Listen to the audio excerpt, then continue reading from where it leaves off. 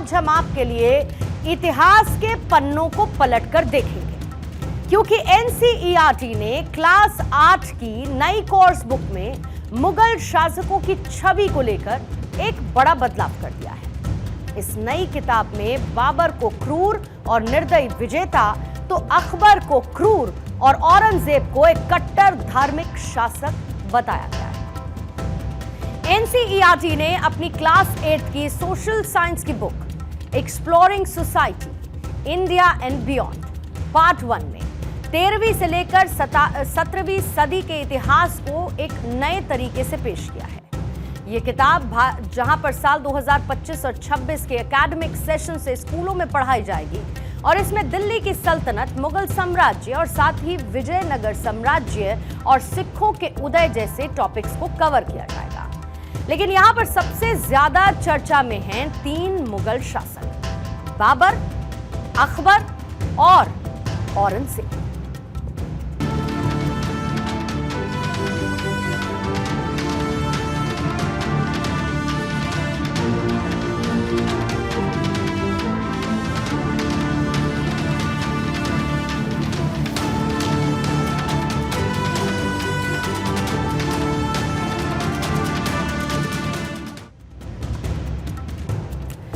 इस किताब में बाबर को एक ऐसे शासक के रूप में दिखाया गया है जो कि इंटेलेक्चुअल था और पोएट्री, नेचर और आर्किटेक्चर में इंटरेस्टेड था, लेकिन इसके साथ ही वो एक क्रूर योद्धा भी था।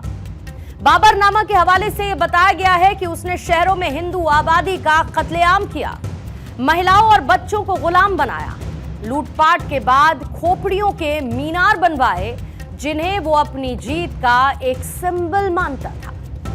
बाबर की इमेज पहले की किताबों से अलग है, जहां पर बाबर को सिर्फ मुगल साम्राज्य का संस्थापक और रणनीतिकार बताया जाता था। यानी एनसीईआरटी ने इस बार उसकी क्रूरता के कई पन्नों को इसमें जोड़ने का काम किया है। एनसीईआरटी बुक्स में पहले अकबर को हमेशा अकबर द ग्रेट के रूप में पढ़ाया गया, लेकिन नई किताब में उसकी छवि को और कॉम्प्लेक्स दिखाया गया, जहां पर किताब यह बताती है कि अकबर का शासन क्रूरता और सहिष्णुता का एक मिक्स्ड वर्जन था। साल 1568 में चित्तौड़गढ़ के किले पर कब्जे के दौरान 25 साल की उम्र में अकबर ने करीब 30,000 आम नागरिकों के नरसंहार का आदेश दिया था। बची हुई महिलाओं और बच्चों को गुलाम बनाया गया। अपनी जीत के दस्तावेज में खुद अकबर इस बात को कहता है कि हमने काफिरों के कस्बों और किलों पर कब्जा किया और वहां पर इस्लाम स्थापित किया। इसके बाद के सालों में अकबर ने जाजिया कर हटाया, राजपूत सरदारों को अपने दरबार में शामिल किया और सुलह कुल यानी कि सभी के साथ शांति की नीति भी अपनाई। फतेहपुर सीकरी में अकबर ने ट्रांसलेशन ब्यूरो बनवाया, जहां पर महाभारत, रामायण, भगवद गीता और साथ ही पंचतंत्र का फारसी अनुवाद ट्रांसलेशन किया गया। अकबर के दरबारी अबुल फजल ने अकबर के इस माइंडसेट को लेकर लिखा है कि पहले मैं लोगों को अपनी आस्था में ढालने की कोशिश करता था और इसे इस्लाम समझता था, लेकिन ज्ञान बढ़ने पर मुझे शर्मिंदगी हुई। मैं खुद पूरी तरह से मुस्लिम नहीं था, तो दूसरों को जबरन मुस्लिम बनाने का हक कैसे रखता था। यह नई अप्रोच अकबर को ना तो पूरी तरीके से नायक बनाती है और ना ही खलनायक, बल्कि ये अकबर के कंफ्यूज्ड माइंडसेट को डिस्क्राइब करती है। दूसरी तरफ औरंगजेब की छवि को लेकर इतिहासकारों में हमेशा से बहस रही है। एनसीईआरटी की किताब उसे एक सैन्य शासक बताती है जिसने गैर इस्लामी प्रथाओं पर रोक लगाई और धार्मिक कट्टरता को बढ़ावा दिया। औरंगजेब ने जहां पर जाजिया टैक्स और हिंदुओं की तीर्थ यात्रा पर टैक्स को फिर से लागू किया, जो कि अकबर ने खत्म किया। उसने बनारस, मथुरा, सोमनाथ में मंदिरों, साथ ही जैन मंदिरों और सिख गुरुद्वारों को तोड़वा दिया और किताब में उसके फरमानों का हवाला दिया गया जो कि उसकी धार्मिक मंशा को साफ करते हैं। औरंगजेब के शासन में मुगल साम्राज्य अपने सबसे बड़े ज्योग्राफिकल विस्तार पर पहुंचा, लेकिन लगातार युद्ध ने इसे आर्थिक और सामाजिक रूप से कमजोर किया। औरंगजेब ने अपने भाई दारा शिकोह को हराया, प्रतिद्वंदियों को मार डाला और अपने पिता शाहजहां को कैद कर लिया था। अब एनसीईआरटी के इन बदलावों को सही ठहराते हुए उसने कहा कि इतिहास को सैनिटाइज नहीं करना चाहिए। किताब में खास note, special note, some darker periods in history शामिल किया गया, जिसमें यह लिखा है कि इतिहास में युद्ध और विनाश के दौर रहे हैं, इन्हें पूरी तरीके से हटाना ठीक नहीं है और इन्हें समझना जरूरी है ताकि हम ये जान सकें कि ऐसी घटनाएं क्यों हुई और भविष्य में इन्हें कैसे रोका जा सकता है। एनसीईआरटी का कहना है कि अप्रोच फैक्ट बेस्ड है। राष्ट्रीय शिक्षा नीति 2020 और नेशनल करिकुलम फ्रेमवर्क 2023 के तहत तैयार किया गया है। यह किताब आज इसीलिए चर्चा में है क्योंकि ये मुगल शासकों की क्रूरता और धार्मिक असहिष्णुता पर खुलकर बात करती है। साथ ही इसमें वीर शिवाजी महाराज को दृढ़ हिंदू और सहिष्णु बताकर उनकी तारीफ की गई, जो कि मुगलों के खिलाफ प्रतिरोध का प्रतीक थे। कुछ लोग इसे इतिहास का संतुलित नजरिया मानते हैं तो कुछ इसे धार्मिक आधार पर इतिहास को फिर से लिखने की कोशिश बताते हैं। देखो, मुगलों के चैप्टर इंक्लूड करने का कोई विषय ही नहीं है। विषय है रानी झांसी लक्ष्मीबाई, महाराणा प्रताप, ऐसे वीर सावरकर, इनको इंक्लूड करने की आवश्यकता है जिन्होंने देश के लिए कुर्बानी दी है। देश को आज़ाद कराने के लिए कुछ लोगों ने मुगलों से लड़ा, कुछ लोगों ने अंग्रेजों से लड़ा, तभी तो ये आज़ादी, आज स्वतंत्र भारत के अंदर हम खुले आसमान के नीचे बैठकर बात कर रहे हैं। आज हिंदुस्तान का इतिहास अगर हिंदुस्तान में बदल के दिखाया जाए तो बाहरी दुनिया में तो नहीं दिखाया जाएगा। सबको मालूम है कि मुगल शासक यहाँ पे सैकड़ों साल उन्होंने शासन किया, उन्होंने प्यार मोहब्बत से शासन करा और कोई भी ऐसा दंगा उस जमाने में नहीं होता था जो आज हो रहे हैं। हो सकता है कि मुगल काल के अंदर बहुत सी गलतियां भी हुई हैं, ऐसा भी नहीं है कि वो दूध के धुले रहते। बहुत सी जगह उन्होंने लोगों की शिकायतों के ऊपर मंदिरों को भी तोड़ा है, बहुत सी जगह उन्होंने मंदिरों को जमीनें भी दी हैं और मंदिर बनवाए भी हैं। तो ये तो हमारी गंगा जमनी तहजीब। एनसीईआरटी का भी क्या मतलब हो गया? ये नेशनल कम्युनल एजुकेशन सिलेबस बनाने की बात। एनसीईआरटी का मतलब नेशनल कम्युनल एजुकेशन सिस्टम। ये सिलेबस की पूरे तोड़ मरोड़ करके जिस तरह हमारे इतिहास को हाईजैक करने की प्रयास कर रहे हैं, एक संकीर्ण पॉलिटिकल एजेंडा को लेकर, ये हमारे बच्चों की, हमारी जनरेशन की पढ़ाई में जो सांप्रदायिकता की बीज डालने का प्रयास कर रहे हैं, ये बेहद गलत है, ये बहुत ही गलत है। इतिहास से प्रेरणा मिलती है, प्रेरणा से जागृति होती है। इतिहास प्रेरित करती है कि हमारा संस्कृति बहुत धरोहर, सोने की चिड़िया थी भारत, समृद्धिशाली थे, विश्व गुरु था भारत। इसको नष्ट कौन किया है? तो नष्ट करने वाला इंस्पायर्ड होते हैं कि हम क्या थे, क्या हो गए। आज हमको यह भी समझना चाहिए कि इतिहास कभी भी एक तरफा नहीं हो सकता। एनसीईआरटी की एक किताब मुगल शासकों की अच्छाई और बुराई दोनों को सामने रखती है। बाबर की क्रूरता, अकबर की सहिष्णुता और क्रूरता का मिश्रण और औरंगजेब की धार्मिक नीतियां, ये सभी बातें तथ्यों पर आधारित हैं। लेकिन दुर्भाग्य की बात यह है कि बीते कई सालों तक हमारे देश में मुगल शासकों को महान बताकर उनके तारीफों के पुल बांधे गए।